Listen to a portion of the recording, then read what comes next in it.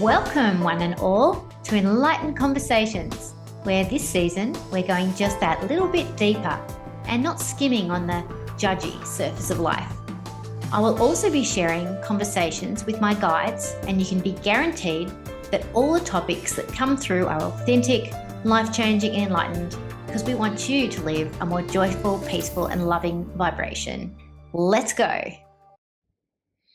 Hi everyone, it's Michelle Lightworker here and welcome to Enlightened Conversations Season 7, Episode 7. And today we are actually going to be going back to just before and then when the pandemic hit, but not in the kind of immersion of it yet because I'll cover that next episode. But it was just leading up to my 50th birthday actually. And I've got a journal entry where I spoke to Ralph the very last day of 2019, and he kind of gave me a warning of what was going to happen, and then a little bit of a snapshot just before my birthday. And then next episode we'll go into a little bit more on how we all kind of could have or would have, should have, whatever, dealt with COVID.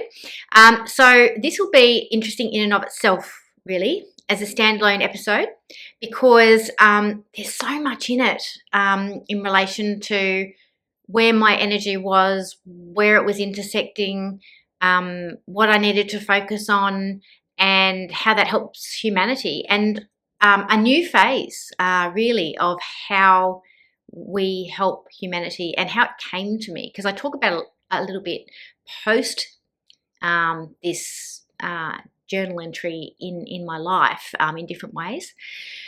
But this is actually kind of where it all sort of sprouted from.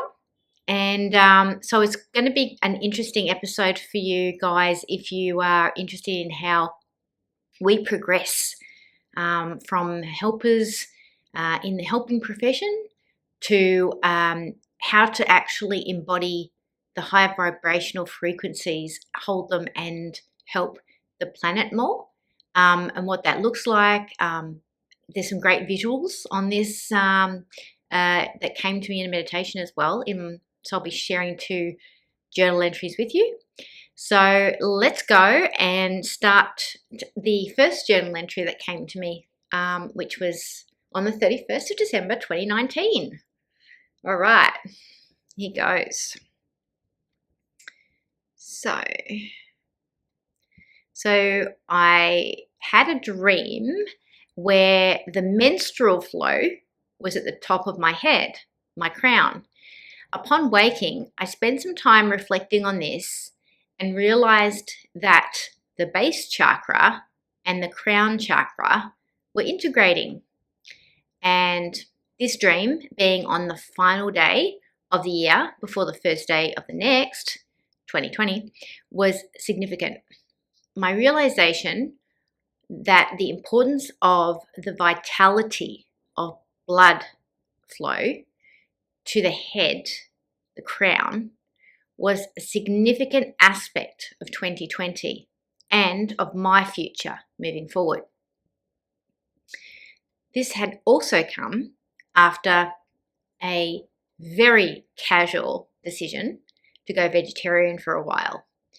Interestingly, after a documentary on how this affects the blood flow in positive ways, and also realizing that the next phase or influx of a tsunami-like energy to affect my vibration and purpose was to happen when my mum passes, and I need to prepare for that.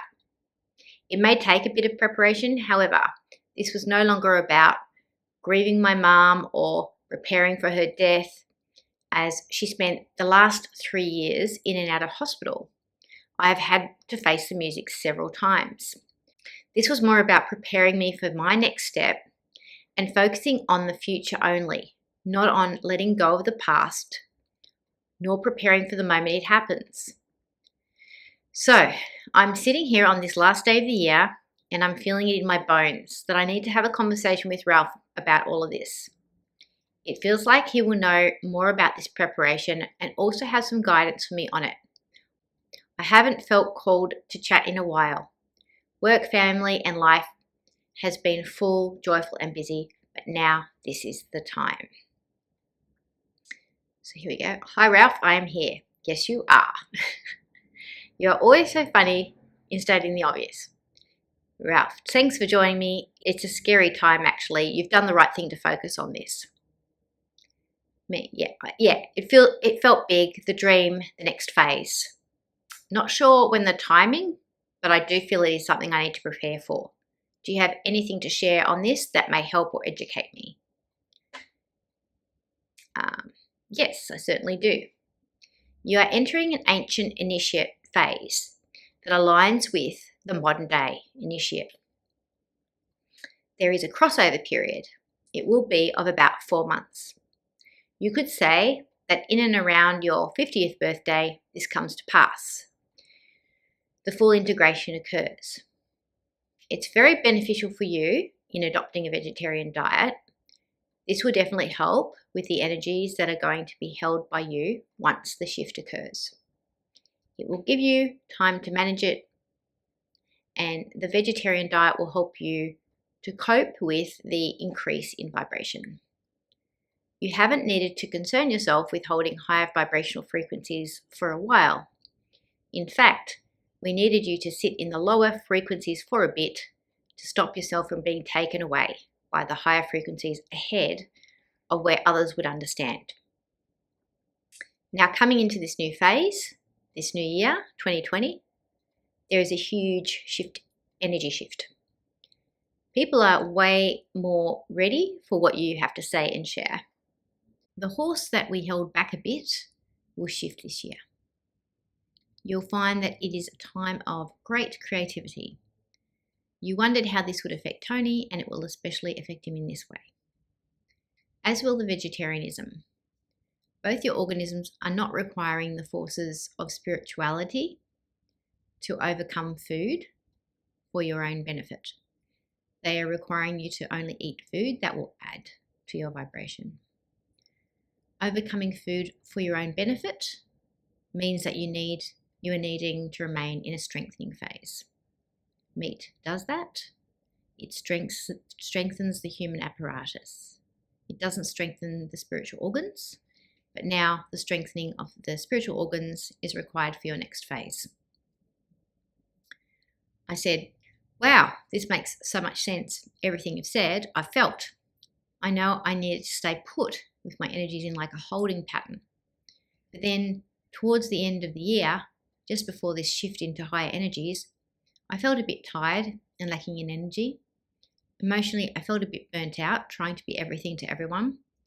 Then after setting boundaries, taking some bushflower essences and getting some acupuncture for my knee, I felt amazing. It was like a huge bounce back of energy. I can understand how people can slowly get stuck in a rut with their energy after an emotional or busy time. Now it's like, I'm so excited about life, my energy, and this next phase. I know I am exactly where I'm meant to be. I am happy to be in preparation for this. It feels huge, and I know it's like letting the horses race out of the gates. I'm excited with the unknown. And then Ralph said, there are certain things you need to know that I want to share. I said, okay, I'm listening. First of all, you are green. In this new phase, you have no idea how to navigate it. It may feel a bit uncomfortable. Although you're excited, it's like any change. It can feel a bit uncomfortable at first, like wearing a new shoe. So be prepared for that. Secondly, we are here watching you. Although I have my own work here, I'm feeling more called to cross the universe vortex and be with you to guide at this stage. Don't feel that it's a burden on me. It's also part of my own development and resolving to guide you. Please know this is not a duty, but a love. Thirdly, there is a great many things to accomplish, and there will be joy, and there will be challenges as well. They will be of equal value. So try not to judge the challenges as bad. I know you've had practice on this, but you will need this mindset more than ever. All things serve you. All things serve the greater good. I know that you've gotten used to ease and grace. However, you've also had more challenges this year than many years past. And I know that at times it has felt quite draining. Well, these challenges can also be seen that way, or they can be seen as enlivening to the spirit. Allow them to enliven you, feed your next evolutionary step. See them as a gift, and you'll rise to the solution so much quicker. I said, wow, that's amazing. And I'm sure that I will welcome that when I am in the situations. I will remember to call on you for more help and advice. I am ready to be ready. And then Ralph said, that's all you need to know right now. Welcome to 2020. Welcome to your greatest energy shift so far. Wow. Well, that was an amazing preparation for the new year, shifting into 2020. As we all know, what a year it was, with all the challenges and the restrictions and everything with COVID. But also because I was going through this whole initiation phase of this new step into this new vibration, I was just getting, not getting a warning, but I was just getting it's about to happen kind of journal entry conversation. So from that perspective, I didn't get any information on like how to prepare for it or what was happening. I just got that it was going to happen in the next 4 months-ish. So that's interesting in and of itself. And just to kind of just a side note here that my mum, she actually passed 18 months from that journal entry on the 15th of June 2021. So I was being prepared for the passing, and I was also being prepared for COVID and this initiation phase amidst all of that as well. And I just want to speak to the vegetarian side of things as well, because just in the last 6 months released a lot of weight, still vegetarian. It's 1st of July today, 2025. So what that is, about 4.5 years on from that time that I spoke to Ralph and just become a vegetarian, or was trying it out casually. And have had a real journey with that, with regards to just getting to know what foods make me feel heavier and make me feel lighter, even as a vegetarian. And after traveling last year and you're amidst a lot of food and all that, trying things, and gaining a bit of weight, you can still gain weight as a vegetarian. So coming back and just like not only focusing on like letting go of excess weight and staying the vegetarian, but also then getting to a point where I felt like I wanted to actually put on a bit of muscle, because after losing a lot of weight, there's loose skin, and then there's also potentially a loss of muscle, which even though I was working out, I still wanted to strengthen. So I actually spent maybe the last 2 months or so after getting to my goal weight, focusing on putting more protein in my diet, like with protein powders and stuff like that. So, and what I did notice was I did feel like, not a bad heaviness, but I did feel that there was more like heaviness when I'm eating the protein, even though it's plant-based. So I can kind of tell you, I even complained to Tony sometimes saying, oh, it's such a drag having to have the extra protein, even if it came in fun things. I don't know, just because, I have been getting used to like eating lighter, and it's not from an anorexic place. It's just about how I know my vibration feels. It's hard to describe. I just feel better when I eat a lighter meal and maybe have a lighter snack, not a heavier snack in between, or more protein at that potentially at that meal. So, it's funny because we're going away in a couple of weeks, and just for Tony's birthday, and I'm eating a bit lighter. I'm back to eating a bit lighter just in preparation for it for a couple of weeks, and I'm like feeling so much better. It's kind of weird that I'm doing this podcast today on this actual subject. So it's like, wow, how cool is that this is all like so synchronized. Now I am going to move on to this next journal entry, because this is kind of I got lots of information come through about the initiation, and it happened. It dropped. My birthday's on the 21st of April, but it dropped on the 16th of March 2020. And I don't talk about COVID in this one, because this was way too incredibly amazing to talk about anything to do with that huge subject itself. So let me dive into this, and then we'll have a chat about it. So on the 16th of March, 2020, I wrote this journal entry. Well, interestingly enough, this insight comes amidst the chaos of a World Health Organization announcing the coronavirus COVID-19 pandemic being announced a few days ago. It also comes after being on a vegetarian diet since Boxing Day 2019 and since feeling as if I certainly have leveled up my frequency last week. So it kind of must have kicked in like that early March. I woke this morning and I saw that there were many geometrical patterns in the form of me, all different, and they were pulsating their rhythm or vibration. And I was then shown a large hall. Ralph said to me that I was at one end of the hall and the majority of consciousness was at the other end of the hall. And it was a great walk from one end to the other. And then it took energy and time to do it. I was then shown that here was a room off to the left that was pulsating with pink and purple and had a disco feel. It was the room of consciousness that is free from karma, that is just beingness of higher vibrational frequencies.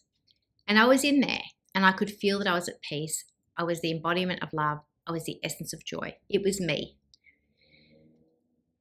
Then I was shown that once arriving at the consciousness of the end room, mankind needs to go through the great walk to understand that it's not his job to save others. So I walked down to the end of the hall, noticing how much time it took and energy. I realized that trying to help others at the other end of the hall was not actually efficient energetically. I opened the door at the other end.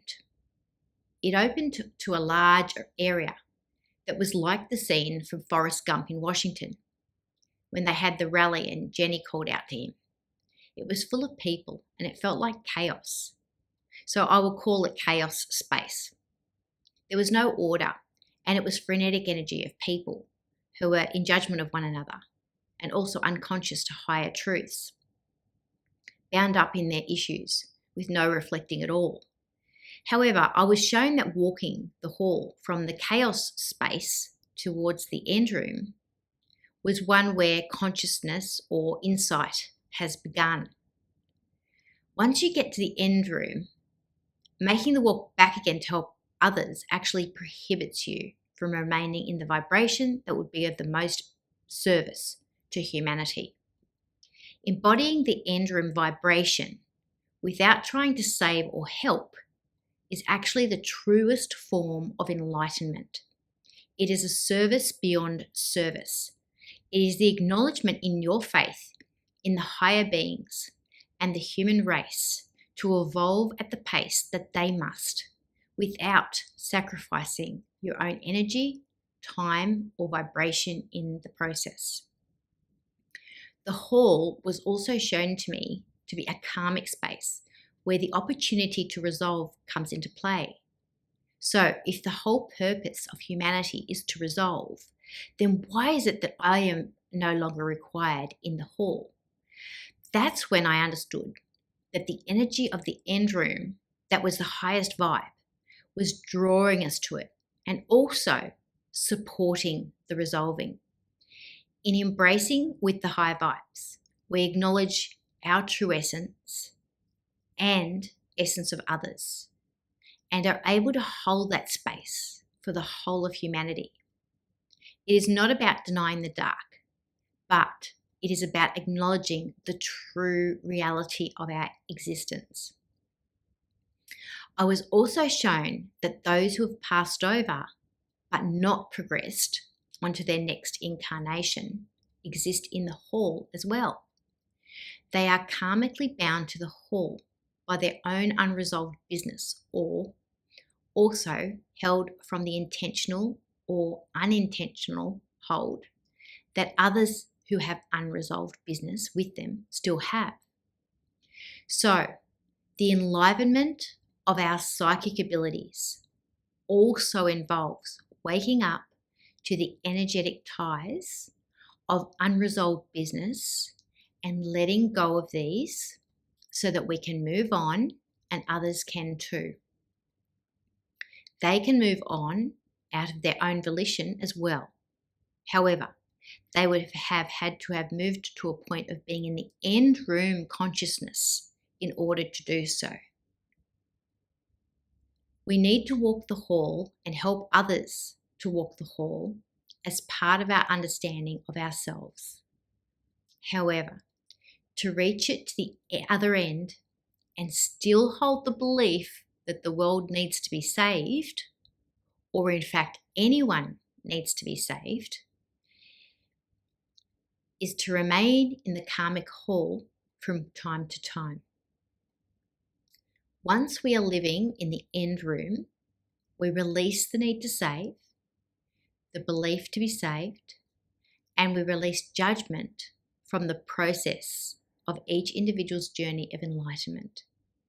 We become less of preachers and more of instigators of projects that are in the embodiment of this end room.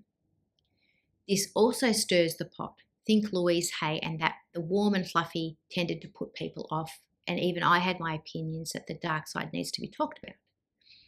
Yes, but when you are in the embodiment of the truth, you don't need to preach untruth. Your best use of energy is to stay in the positive of the energy that is the truth. The more truth you see, the more untruth you see too. So it's about choosing your focus. Highlighting the untruths is also part of the journey. So again, there's not even judgment on that. There is just not a need to do that anymore. We focus our energy on being the embodiment of those highest truths. That is our job, just being where we are, which to others may seem like we don't care. We are detached, we are wishy-washy, and don't have a stance on issues. However, if the issues are no longer the issue, and if the energy is the only stance, then we make a choice. It is feeling-based, not thought-based. So this is where I am now. I can see the truths and the untruths, and I can focus on helping people through the hall. However, it makes my energy slow down, and this is not the best service to humanity. It takes time and energy walking the hall, and that is an untrue reflection of my current consciousness and energy. It is like living a lie if I continue to do so. My only job now is to embody these high frequencies in the fullest way possible with every thought, feeling, and action. It is to bring them to the world rather than meet others at their map of the world. It is about holding the highest vision of a person and not noticing anything in between, as that is not the truth. It is very liberating to be in this position. Coming from a therapeutic model and counselling background, my energy would always be focused on how I could help others with the knowledge I had. Now I see that truly helping others is through maintaining the highest frequency I can, for that is my job. What I am also being guided to do is to seek out others who also hold this frequency and learn with them on how to navigate it, as I feel this is fresh and new for me, and that others may have even more experience in this area. I also got the message that as teachers, levels 1 to 7 in the Lightworker practitioner training, is necessary to be able to address humanity's concerns and issues and help to resolve them. But once we've gone through and can do that and have mastered that, then level 1 is the biggest help, the pure spiritual connection and our embodiment of the archangels and higher being energy and ultimate truth of the principles is what we essentially are and need to continue to do in order to maintain our energetic vibration at the highest frequency. That's the 12 principles that I taught in the Lightworker practitioner training that I'm talking about there. Regarding the geometrical patterns, they were shown to me to exist in the end room. They were the vibration of each high frequency, and they had their own gift, energy, rhythm, and pattern. They were like all appearing at once initially, but when I was shown that they exist in the end room, I could see that they were all different in nature. So those high vibrational frequencies come in to play in a very alive form, and they're not just in a thought form, they're an embodiment form. And I'm finishing off this journal entry now, and I'm not going to slide into COVID, but I will say that a lot of the judgments that I refrained from making were me in my modern day initiate phase, where I wasn't trying to prove who's right and who's wrong. I tended to just keep a lot to myself in that year.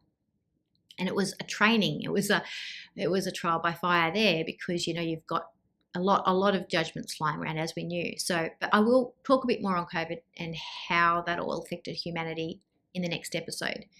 But for now, I'll leave it at that, because basically I think the journal entry speaks for itself, and it's a lot of information to process.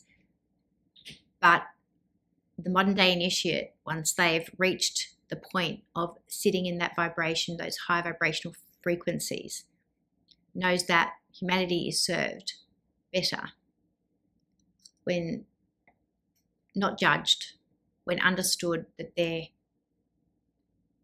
moment where they are in time is exactly where they need to be. So they're not judged where they are, and we don't feel the urge to rescue.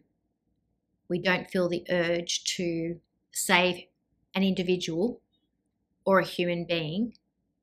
We know that they have choices, and that the understanding of those choices are very much wherever their consciousness is directed, and to go into help mode where they are on a detailed level pulls us from our vibrational frequency.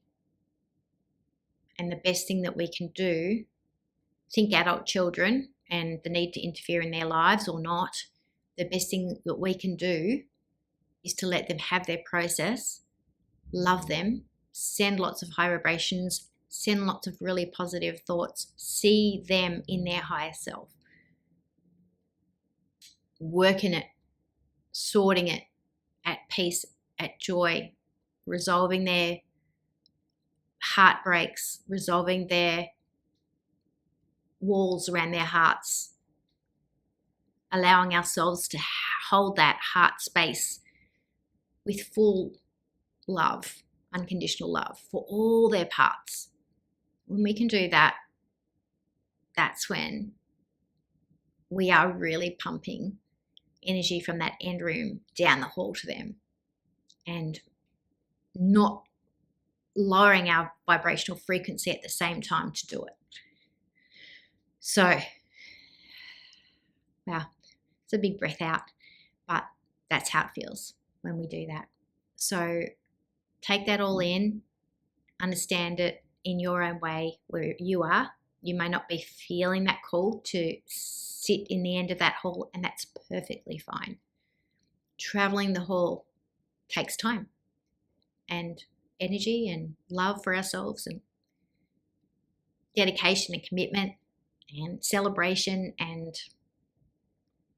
it's a painting, it's a canvas, it's like all the things, all the moods, all the emotions, and it's what we all have to do.